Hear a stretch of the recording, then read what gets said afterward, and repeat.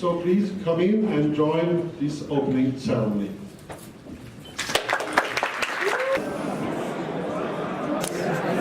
Already 5th edition in Berlin is packed with highlights and set records again. We have 600 music and dance films by 70 international companies, and they will be presented during the next years, not years, days of course. This is a volume and diversity that is unparalleled. These wonderful productions will be screened during the Première screenings here in the screenings halls. Moreover, we are happy to shine a special spotlight on 14 more music and dance films in market and special screenings. And the market and special screenings provide longer and more intense impressions taking place in the afternoons and evenings. We are happy to announce that Avant Première continued to expand its cooperation with the European film market, the business section of the Berlin Film Festival. With this cooperation, we aim to increase international exchange, exposure, and business opportunities for music and dance films. Hence, we are excited that for the very first time, 4 performing arts productions will be screened at the European film market. But Avant Première is not only about screenings, it offers also a tailored conference program for our specialized industry. One special focus this year is the Innovation Day on Monday, where we explore innovative technologies for film production. Experts and practitioners will share their expertise with an emphasis on VR, AR, and 360 degrees. And the Innovation Day features also a cutting-edge VR exhibition during the whole day, so don't miss that.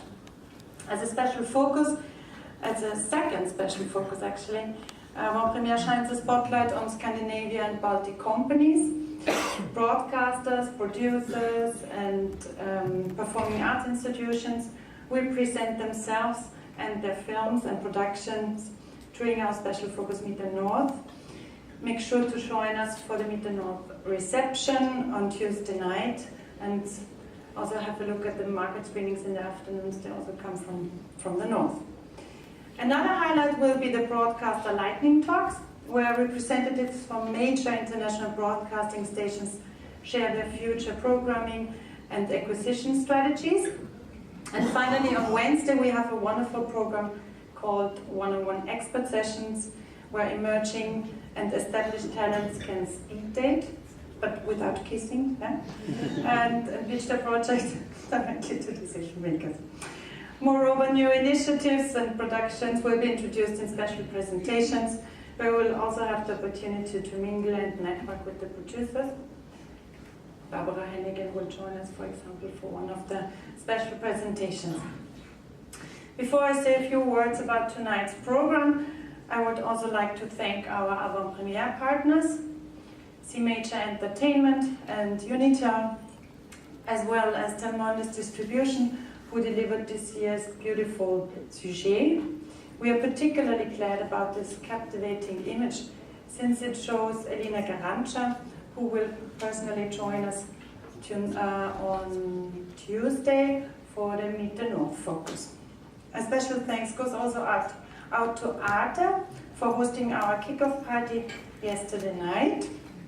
And generally, I would like to thank all our partners and contributors of Avant Première. Finally, I want to particularly highlight our partnership with the Creative Europe program. We are excited to strengthen the bonds with other European institutions and networks and to explore the opportunities that come with it. This European theme will also accompany us throughout this evening. And first of all, we are very glad to have Barbara Gessler from the Creative Europe program of the European Commission here with us tonight. Welcome, Barbara. Ladies and gentlemen, and now Mozart. No. No. And now, ladies and gentlemen, James Bond. Yeah. Yeah, thank you. Yeah. But 3 people clapping. No, You don't understand. This is a very cultured audience. No, you don't. This is a wonderful. This is an IMZ audience, right? They are really cultured. They want to hear Mozart, right? You see, I told you, it's a Mozart. Very uninterested response. We're going to play for you now, James Bond! James Bond! You see?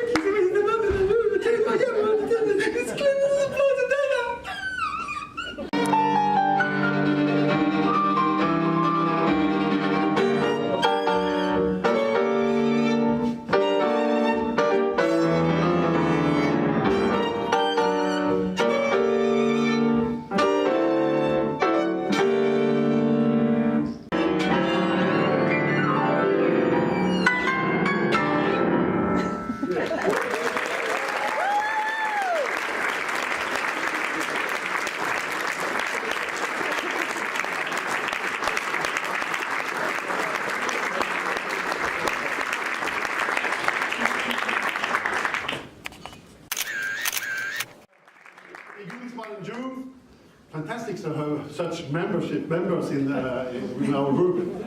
It just shows the widespread qualities within IMZ. Thank you very much. But it's now my great pleasure to welcome Barbara Gessler. That brings together 2 parts of what we stand for, Creative Europe, the audiovisual and film part, but also the performing arts part. And I, as head of unit culture, stand more for this culture people side, and we are not normally at Berlinale. It's our film colleagues that are at Berlinale, so I'm particularly happy to have the opportunity to be here in Berlin during the film festival. So I was asked to give an enlightening speech.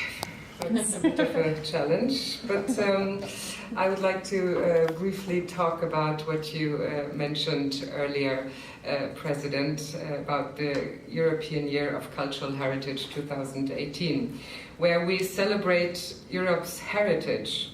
So what you and IMZ do helps a lot to bring this heritage to the audiences in Europe.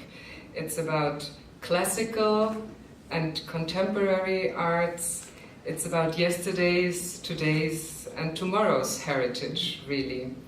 And this very much encompasses the notion that we have of European cultural heritage. We believe it is the immaterial and the material. It's very important for us to say that cultural heritage is not only stones. It's also, and very much, a living thing. And we are convinced that our European cultural heritage lives of participation, and it's also inclusive. It's for everyone. And it encompasses our common values and dreams, and also what separates us. And I think we saw a great demonstration of that. The one wants Bond, the other wants Mozart. In the end, it's both European and it's both part of our heritage. Why does it matter to us? This is the only European year that we have under President Juncker's presidency at the European Commission.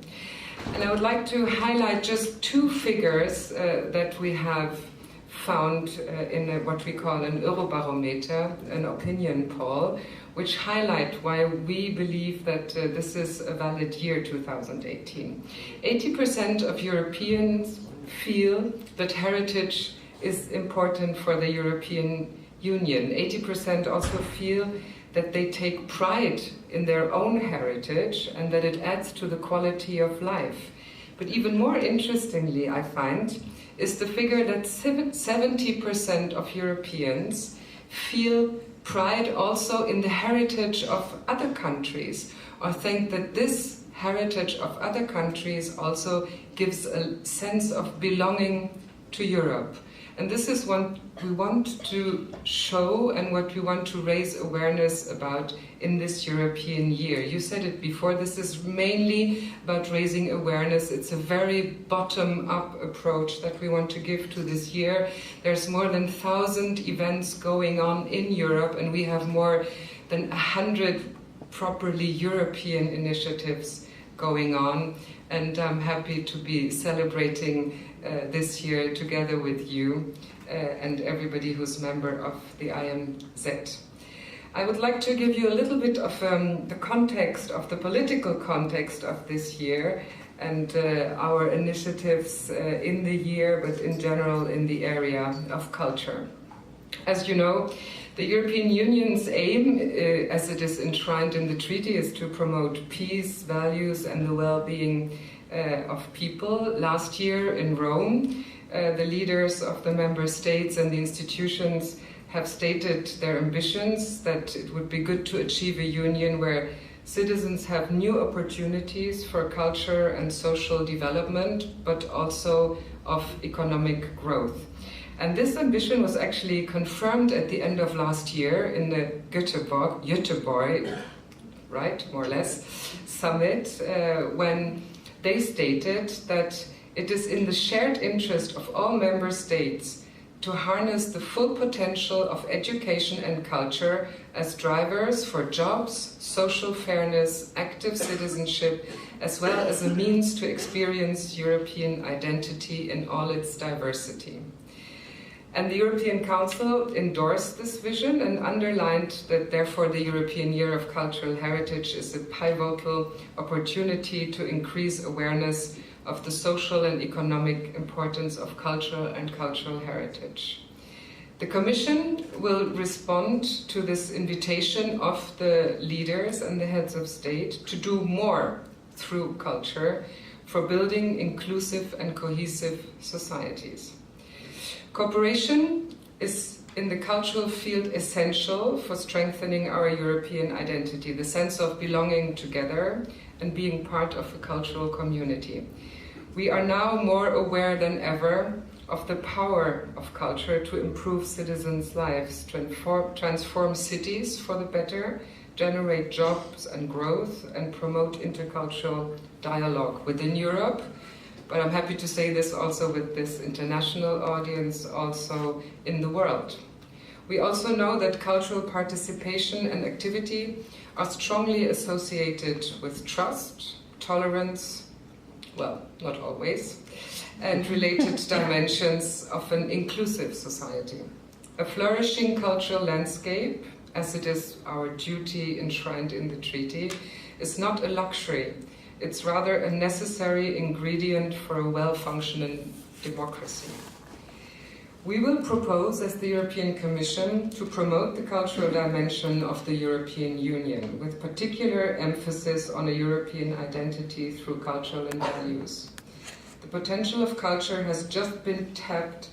A key concept is that of the cultural and creative crossovers, combining knowledge and skills specific to the cultural and creative sectors with those of other sectors in order to generate innovative and intelligent solutions for today's societal challenges. This is the true power of culture, we believe. So we already do a lot, in particular under Creative Europe. We do fund networks such as IMZ, for example, which is really, and I can see the example set today, business-to-business oriented cooperation. We also support platforms under Creative Europe, which is mainly about promoting emerging European talent and creating a European quality label, if you will. But the biggest bulk of our budget goes to cooperation projects, and these projects are very much about contemporary and creation. It's about co-creation, it's about touring, and the main focus of this concept lies in the strength of the partnership that we build, or that you build, thanks to our support across borders. Between 2014 and 2017, the majority of the projects that we supported under Creative Europe Culture was performing arts. In 2017 alone, for example, 46% of all the projects dealt with performing arts. So you can see our commitment in this particularly contemporary art form, which we believe in is a very important feature for the success of our program. The biggest priority that we support under Creative Europe, and my guess is it's here to stay, is the priority of audience development. It's not only what's on offer, but also how this offer can actually reach the citizens.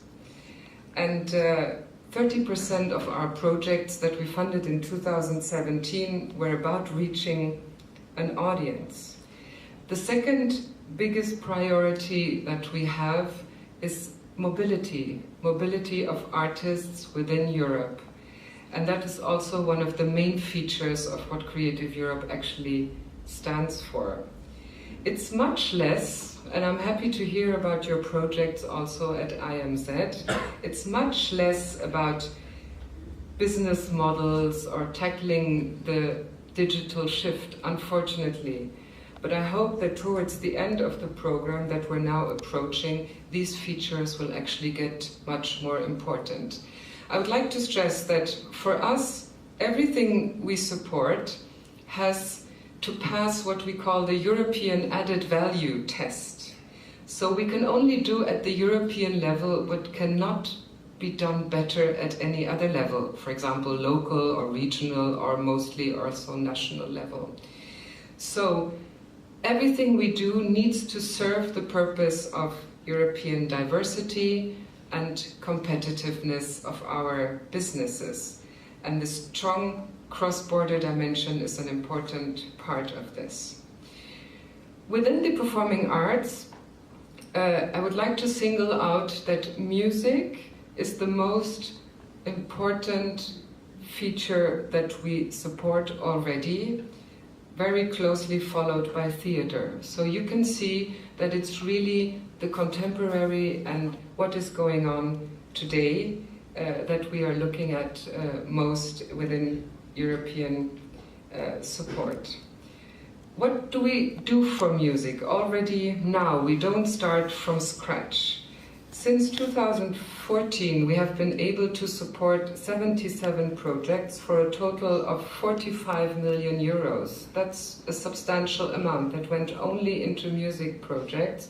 And this was all kinds of different types of projects, from very traditional cooperation projects to very innovative platforms. So we feel that we're actually spanning our support throughout the whole dimension of what music support can look like today. And I would also like to mention the EBAs that we are responsible for, the European Border Breaker Awards in the area of, in particular, rock and pop music. But we felt that more needs to be done in the area of music to meet better the needs of the sector, which, if I don't have to tell you, but we are quite impressed when we hear about the turnover of 25 billion euros. This is not to be neglected at the European level and for the European economy, which is why we were very happy to have been given the mandate by the European Parliament to have what we call a preparatory action. It lasts about 2 to 3 years, hopefully, and it has 1.5 million per year, hopefully. That is if we achieve our objectives. And these objectives are, in particular, increasing access to music, to its diversity, and to strengthen its competitiveness. But it's also a concrete support to the mobility of artists, but also repertoire. So we're never only looking at the people themselves, but we're looking at the works. This is a big part of what we do in Europe. So what we would like to do under this preparatory action in the next years is better understand the market, in particular also the impact of digitization. That is probably on everybody's mind these days. You cannot escape how the world has changed in this respect. We'll be looking at online and offline distribution, but I would like to stress also in this context very much that the importance of live is also something that we cherish very, very much still, obviously. We need to identify where the gaps are, and we need to also map more or less where the funding needs are. And we'd like to test and develop certain training schemes, which is actually where the beginning of all of this lies, where we have heard in our years on dialogue now that there's a lot to do at the European level to support training. And of course, and in this context, hopefully you'll be glad to hear that we would also very much like to look into the international promotion and representation issue of our cultural richness also towards the outside world.